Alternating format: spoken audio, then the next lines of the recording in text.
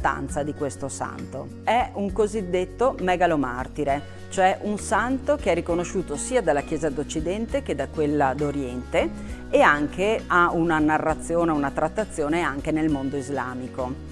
A lui sono dedicate tantissime chiese anche in questo territorio. È un santo straordinario della tradizione cristiana. Straordinario perché sono incredibili le sue azioni in vita, le fasi del martirio e anche i miracoli dopo la morte. San Giorgio è simbolo di Cristo, che sconfigge il male e sconfigge la morte. Rappresenta anche in modo molto concreto il versetto 13 del Salmo 91 che dice: sconfiggerai leoni e draghi.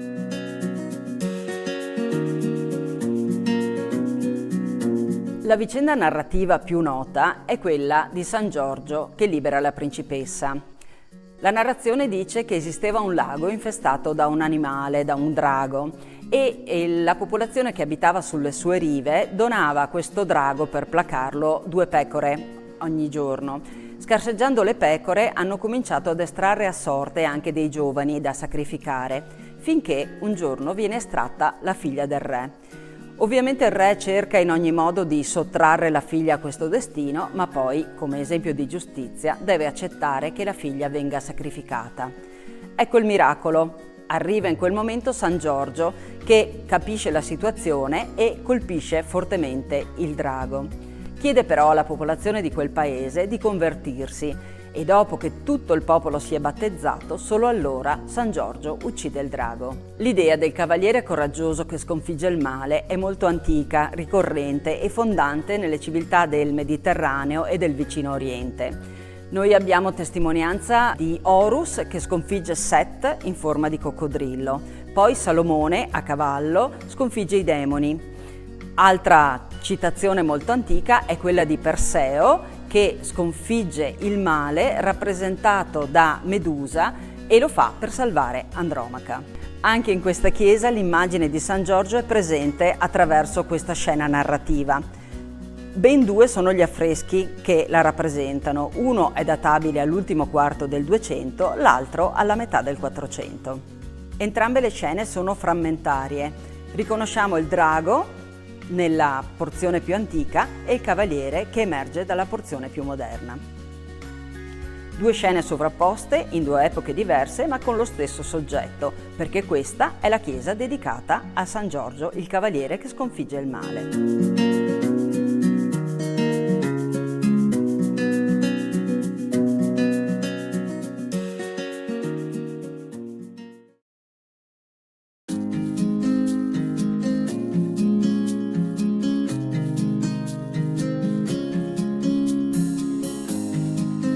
Come spesso accade in questi contesti, sono gli affreschi più antichi quelli che destano maggiore meraviglia. Gli affreschi più antichi qui si datano al 1270-1280, quindi ben 750 anni fa. In quel momento un artista dipinge nell'abside, nell'arcone del presbiterio e anche nella parete sinistra dell'aula. Qui realizza un'immagine di San Giorgio, poi un'immagine di San Michele che pesa le anime e alcune figure di santi. A destra dell'arcone dell'abside questo artista dipinge un San Michele che pesa le anime, una psicostasia. Quindi abbiamo l'immagine, il volto di San Michele, la mano destra tiene una lunga lancia, mentre la sinistra tiene in mano la bilancia. All'interno dell'abside troviamo alcune figure. La prima che notiamo è l'immagine di una santa. Il volto è quasi scomparso, ma riconosciamo i tratti del suo abito. Innanzitutto ha uno scollo molto importante, stretto, ornato di pelliccia, e questo essere un collo stretto ci dice che quest'opera è stata realizzata prima della rivoluzione della moda di inizio 300, quando poi notiamo sempre gli scolli molto larghi che vanno quasi da spalla a spalla. Interessantissimo è l'abito, i suoi colori, ma soprattutto il fatto che è foderato di pelliccia di vaio, cioè il pelame dell'ermellino con le sue codine nere che dava un senso di assoluta eleganza a quest'opera e alla figura della santa. Un abito aperto, una guarnacca, quindi un abito che non permette di fare dei lavori manuali. Questo indica lo status sociale di questa santa. All'ingresso dell'arcone noi troviamo un'altra figura, anche questa è frammentaria, però notiamo la mano che stringe qualcosa che sta oscillando. Evidentemente questo è un santo che ha in mano un turibolo per incensare. Notiamo i colori della veste che sono bruni e rossi e con le bordure gialle. Questa veste molto preziosa e molto abbondante è foderata anch'essa di ermellino. Anche la calotta dell'abside in origine doveva essere decorata. Oggi tutta questa decorazione è andata perduta, però ci resta un piccolo e significativo frammento. Alla base abbiamo una sorta di arcobaleno, doveva essere l'elemento che incorniciava la figura di un Cristo in mandorla o forse di una Deesis di gusto bizantino che ahimè è andata completamente perduta. Un ultimo santo, appartenente a questa teoria di santi duecentesca, è presente all'estrema destra del tamburo. Indossa una veste bruna e sopra un prezioso mantello blu. Il volto è frammentario. Sono dei piccoli segni, però sono segni che sono molto espressivi. Gli occhi sono segnati con un solo puntino, però è un puntino che ci dà l'idea di una gioia, di una felicità. La cosa più interessante di questo frammento sono però i piedi, che indossano dei sandali che potremmo ancora trovare in vendita ai nostri giorni, e soprattutto i piedi sono messi in una posizione che ci indicano proprio l'incedere, il camminare, la voglia di andare in fretta ad annunciare la parola di Dio. L'ultimo frammento duecentesco riguarda proprio la figura di San Giorgio. Ahimè è molto frammentario, ma è importante averlo trovato perché ci attesta la dedicazione originaria di questa chiesa, che quindi nel 1200 si decide di fare un'immagine narrativa di San Giorgio che uccide il drago. Di fronte a questi palinsesti così complessi, con strati sovrapposti così numerosi, il dubbio di chi qui viene per un restauro è quello di sapere dove fermarsi, cosa salvare o cosa poter sacrificare. In questo caso è stata fatta la scelta di mantenere tutto, di non perdere niente, di conservare al massimo la lettura di ogni strato. Un'ultima annotazione tecnica: questi dipinti duecenteschi non sono degli affreschi, ma sono delle pitture fatte direttamente sullo scialbo di calce, su una superficie bianca che doveva essere in origine davvero fulgente. Le figure sono prive di ambientazioni, quindi si dovevano staccare proprio dal fondo bianco. Il pittore è molto capace, riesce con un solo segno di pennello a fare l'arcata sopraccigliare, segna con perfezione gli occhi, crea delle mani che stringono, che fanno oscillare e quindi sono molto espressive, e anche i piedi riescono a dare l'idea del camminare. Questo pittore non ha un nome, però ha uno stile riconoscibile. Riesce a dipingere con mano sicura e i suoi modelli di riferimento sono sicuramente tratti dalle miniature del periodo. Dall'arte di illustrare i libri lui trae l'essenziale, il modo molto diretto di dipingere, e questo è un elemento importante perché ci dice quanto nel 200 la pittura prendesse spunto dalla miniatura, da quella che ingiustamente per secoli abbiamo chiamato un'arte minore, ma davvero minore non è. La scoperta di siti come questo, di cicli di affreschi duecenteschi, non è così rara nel territorio. Nel 2014 è stato riportato a nuova vita l'oratorio dedicato a Sant'Urbano I Papa, un santo antico anche questo, morto nel 230, nel territorio di Godega di Sant'Urbano. Un piccolo oratorio dove lavora un artista itinerante, lo stesso artista itinerante che lavora anche qui a Manzana. Ora abbiamo assegnato le opere a questo maestro di Pianzano. Abbiamo un piccolo repertorio dei suoi interventi e speriamo che piano piano, con altri restauri, con altre scoperte, riusciremo a comporre anche un catalogo più corposo di questo artista o di altri artisti che nel 200 hanno lavorato in questo territorio.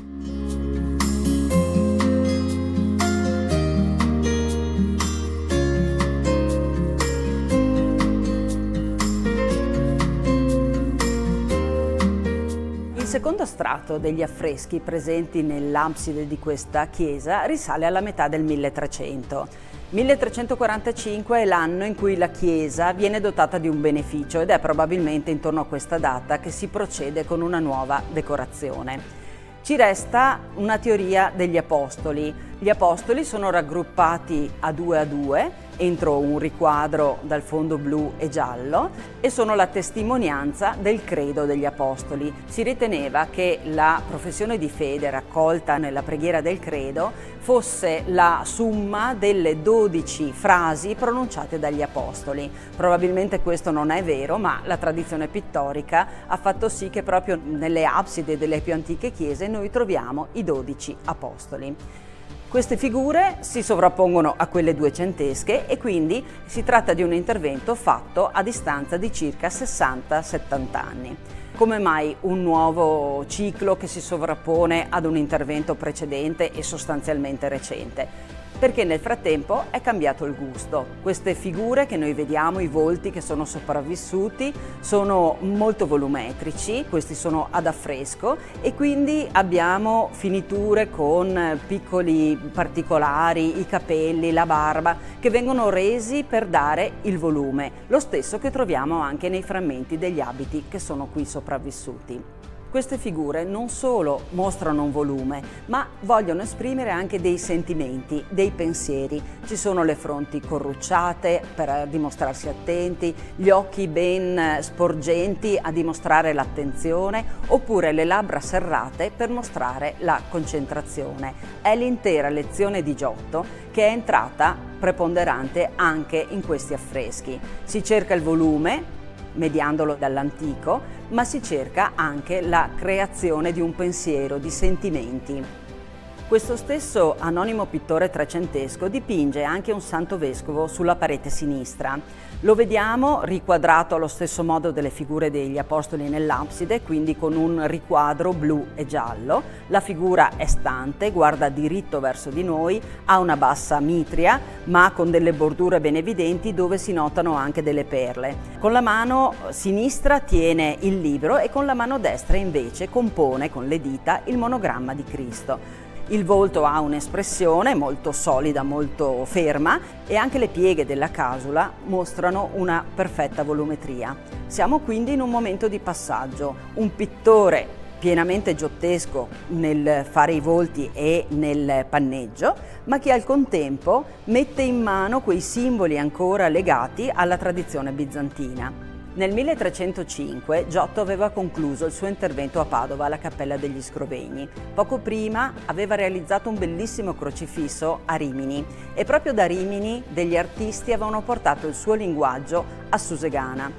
La Grande Guerra ci ha privato di quel ciclo pittorico, però da lì tanti artisti itineranti hanno portato le novità di Giotto anche in questi luoghi un po' remoti del nostro territorio. La rivoluzione di Giotto è stata potente e come tutte le rivoluzioni ha avuto una rapidissima diffusione.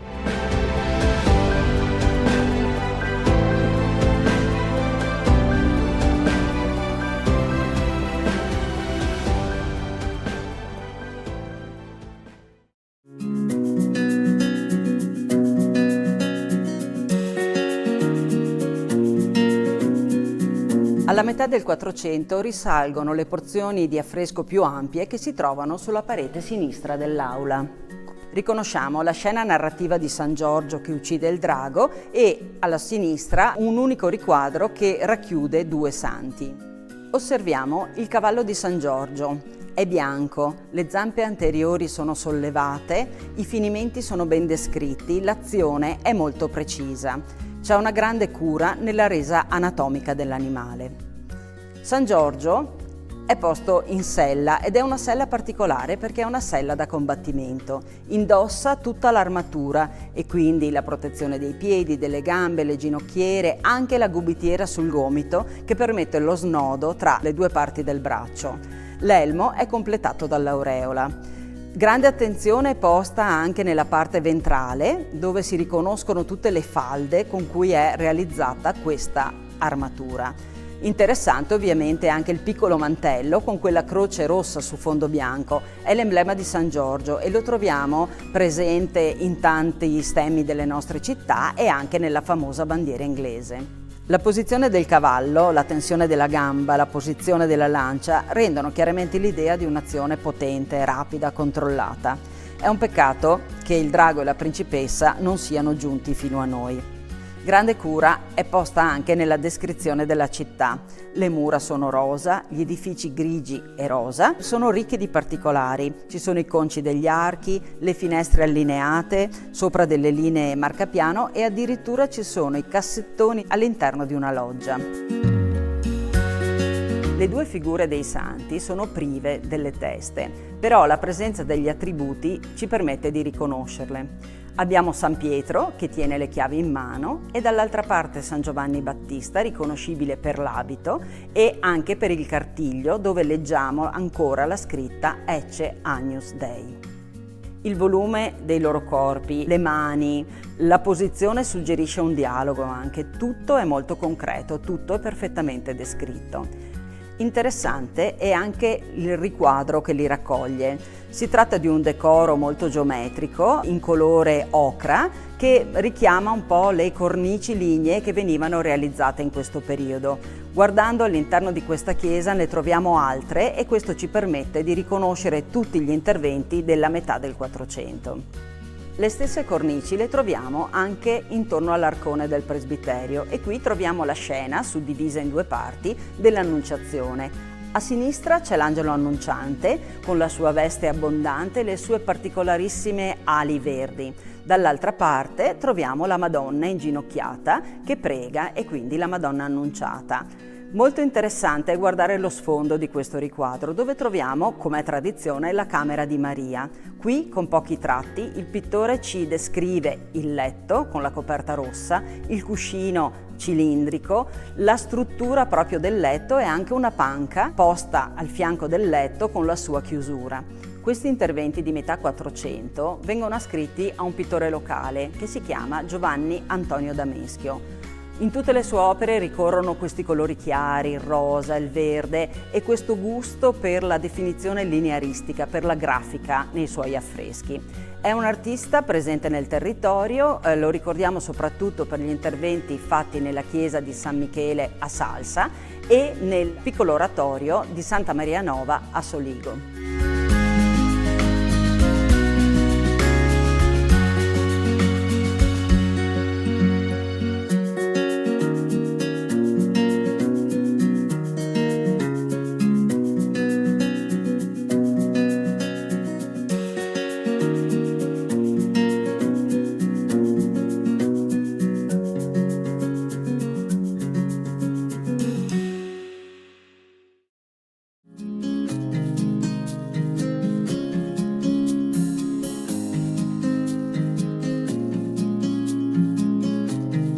Siamo immersi tra le colline del Prosecco di Conegliano e Valdobbiadene, un luogo che nel 2019 ha avuto il riconoscimento UNESCO. Le tre principali caratteristiche che hanno motivato il riconoscimento UNESCO sono innanzitutto la coltivazione di queste dorsali hogback con la vite, la seconda la creazione dei ciglioni inerbiti, la terza la creazione di un paesaggio a mosaico, cioè costituito da piccoli appezzamenti. Sono tre elementi che parlano di terra, che parlano di coltivazioni, ma parlano soprattutto della ferma volontà dei viticoltori di un tempo di lavorare su queste terre, di trasformarle. In queste colline noi troviamo molti segni del sacro, chiese, piccoli oratori.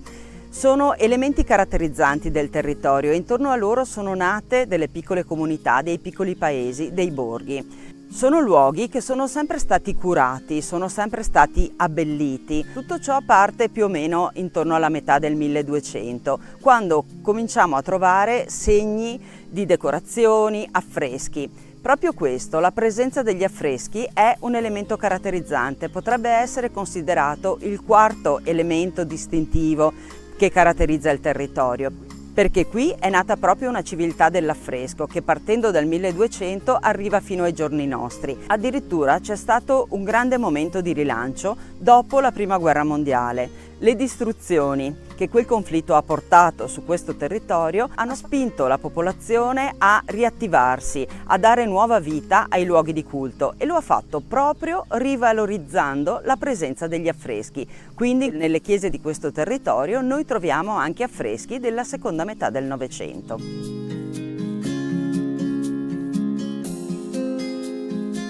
Gli affreschi duecenteschi di Manzana non sono un ciclo completo, non sono facilmente leggibili, però sono un tassello importante, ci raccontano quello che è successo qui 750 anni fa, ci raccontano di un intreccio tra la fede, l'economia, la storia di un territorio.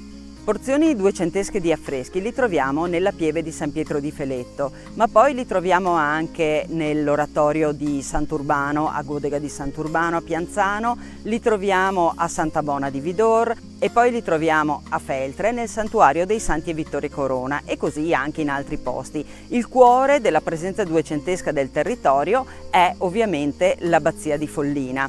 Ecco allora che in questo tessuto ritrovare gli affreschi anche a Manzana diventa un tassello importante per dimostrare la qualità artistica che c'era in questo territorio 750 anni fa, per capire gli intrecci di strade e anche intrecci di devozione. Qui vengono celebrati santi antichi, San Pietro, San Pancrazio, San Giorgio, Sant'Urbano, il XVII Papa. Le tracce diventano più numerose risalendo lungo i secoli. Numerose sono le presenze trecentesche e ancora di più quelle quattrocentesche. Potremmo dire che non c'è paese che non conservi un ciclo o almeno delle tracce della pittura del XV secolo. Evidentemente, per leggere la storia dell'arte del Veneto si parte da Venezia. Però ci sono delle differenze. Qui troviamo gli affreschi, a Venezia non sono presenti. Le caratteristiche fisiche della città non hanno permesso lo sviluppo di questo linguaggio, di questa tecnica artistica. Ecco allora che visitare questo territorio diventa qualcosa di unico, qualcosa di diverso rispetto a quello che potremmo incontrare a Venezia. Questa civiltà dell'affresco diventa davvero un elemento caratterizzante del nostro territorio.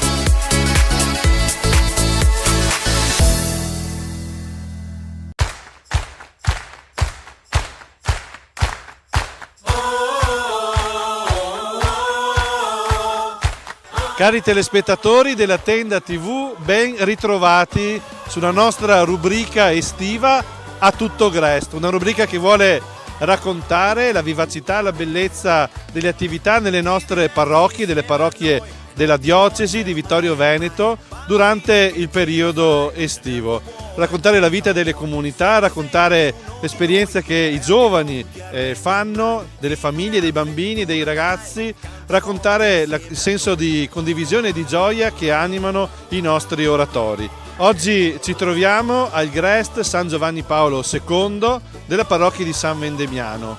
Andiamo a conoscere i protagonisti di questo splendido Grest, andiamo a vedere i volti, le attività, i giochi, i laboratori che vengono proposti da dei bravissimi animatori ai bambini di questa comunità. Insieme a noi, tutti insieme, girls and boys, ma cantare inizia lei, dopo tu risponderai. Don Federico Amianti, cappellano di San Vendemiano e di Zoppè e Saccon, siamo qui con te, raccontaci un po' il Grest di San Vendemiano.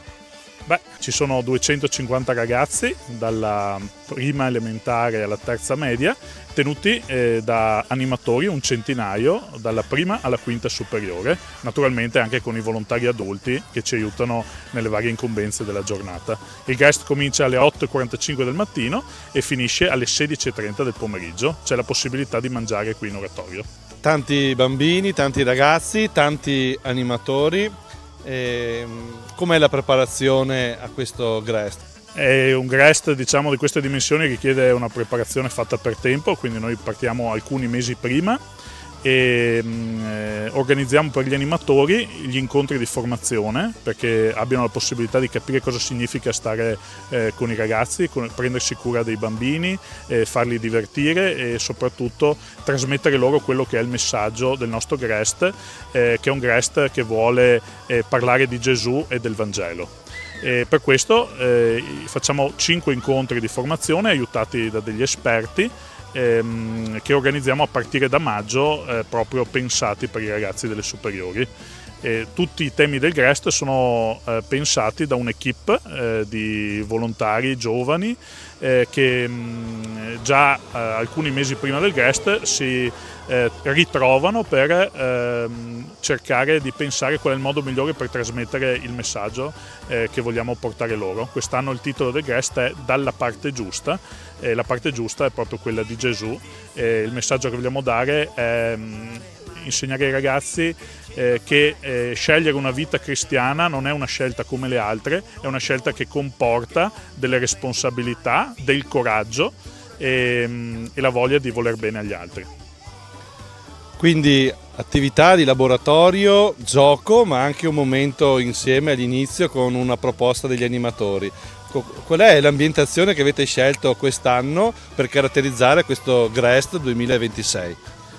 Grazie a un gruppo teatrale molto preparato, quest'anno noi proponiamo come ambientazione un'ambientazione western, precisamente il famoso film italiano Lo chiamavano Trinità, nella quale si seguono proprio due personaggi, due attori che vorrebbero fare i banditi ma che in realtà poi si ritrovano ad aiutare gli altri, ad aiutare l'oppresso, ad aiutare chi è in difficoltà.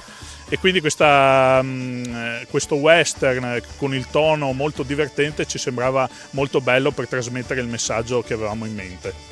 E tutti i copioni sono stati estesi dagli animatori stessi del gruppo teatro, che hanno anche pensato ai costumi e all'ambientazione per rappresentare in scena quello che è un film amato davvero da generazioni di italiani.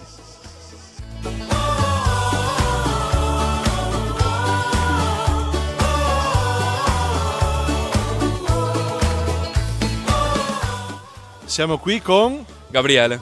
Gabriele, come sta andando il Grest qui a San Vendemiano? Sta andando molto bene.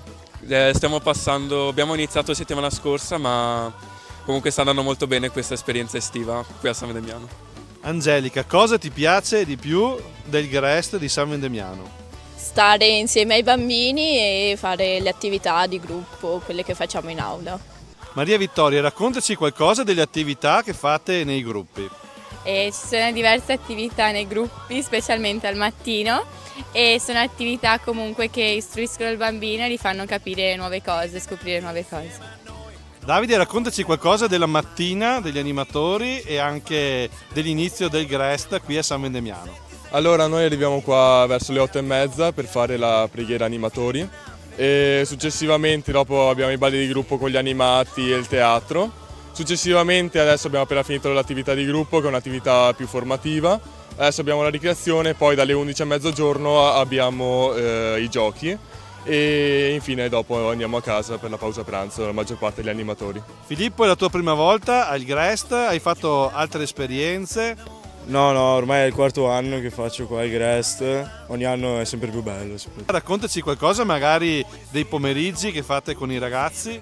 I pomeriggi, la prima attività sono i giochi senza frontiere, poi successivamente vengono divisi nei vari laboratori con i vari responsabili.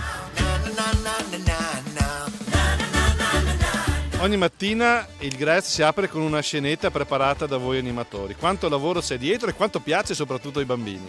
Beh, allora i bambini si divertono sempre molto. Il lavoro dietro è molto, al mattino veniamo qua alle 7:35 per provare la scenetta che faremo alle 8:30 e poi ci fermiamo dopo pranzo per provare quella del giorno dopo. E comunque c'è tutto il lavoro per preparare i costumi, scrivere il copione, fare gli oggetti di scena e tutto quello che vedete comunque è realizzato da noi con il nostro impegno, però ci mettiamo la passione e siamo molto contenti di farlo. Siamo qui con Ronzino, un personaggio fondamentale di questo GREST. Ronzino, come sta andando il GREST a San Vendemiano?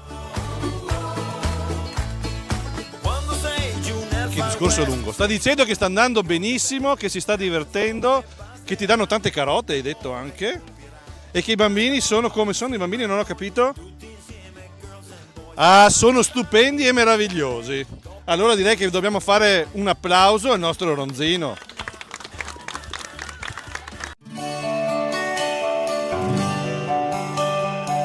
Voi siete? Aida, Matilde, Gioia, Elison. Da quanti anni vieni al GREST di San Vendemiano?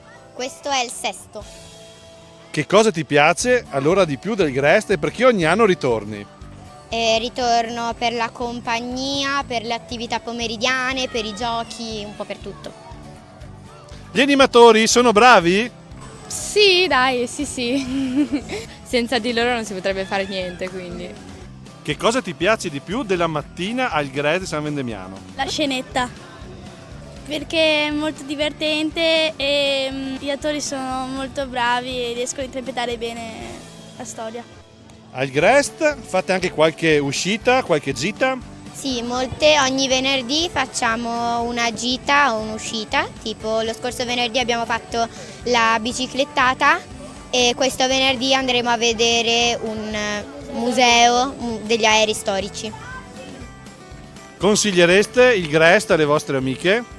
Io sì, molto, perché comunque, come ha detto prima Ida, si sta bene in compagnia e è molto bello, anche si fanno belle cose, sì. Salutate i telespettatori della Tenda TV. Ciao! Il vostro oratorio è davvero ampio, grande, con tanti spazi sia all'esterno che all'interno. Vediamo qui su queste pareti anche i disegni dei GREST passati. Di cosa ci puoi raccontare? Ogni anno, grazie alla capacità artistica dei nostri animatori,